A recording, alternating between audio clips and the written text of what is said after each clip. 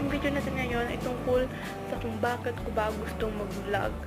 Gusto ko mag-vlog para magbigay ng ideas, yung mga simpleng bagay na naiisip ko, kung anong gusto ko, at saka kung ano lang, gusto lang talagang magpasaya. Hindi naman sa gusto ko maging sikat. Gusto ko lang talagang mag-share ng ideya sa inyo, kung ano yung mga gusto ko, ganun. Lahat ng mga kung ano nangyayari sa akin, sa pamilya ko, sa ano ko, ganun.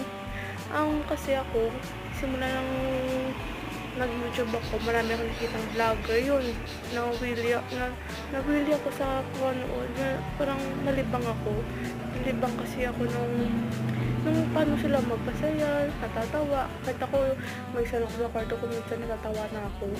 So, ganun, isip ko na, kung kaya nila, kaya ko rin magpatawa, kaya ko rin mabigay ng ideas, kaya ko rin mag-share ng mga kung ano-ano lang sa inyo. Kasi gusto ko talagang pasaya ng tao. At kung hindi man nila ako naiintindihan sa kung ano gusto ko, bahala na sila. Basta ako, yun ang gusto ko. At supportado naman ako ng pamilya ko. So, ako, gamit ko yung cellphone ko lang kasi wala pa akong mabilang cam. So, maganda naman yung content niya. Tiis-tiis na lang siya hanggang sa makabili na. Kasi ako naniniwala ako na sa pagtitiis mo, may kapalit. Ako kasi, wala, simple lang buhay namin. Mama ko nasa ibang bansa.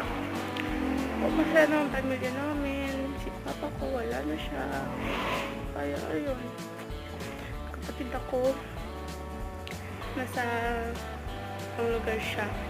Sa side siya ng mama niya kasi step-sister ko lang siya. Pero okay lang yun, mahal na mahal ko naman sister ko.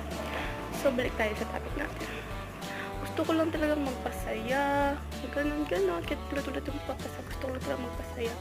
So, akin lang. Sana supportahan na rin ako. And, thank you sa pagkikinig sa drama ko ngayon. Please subscribe and hit the notification bell. I love you.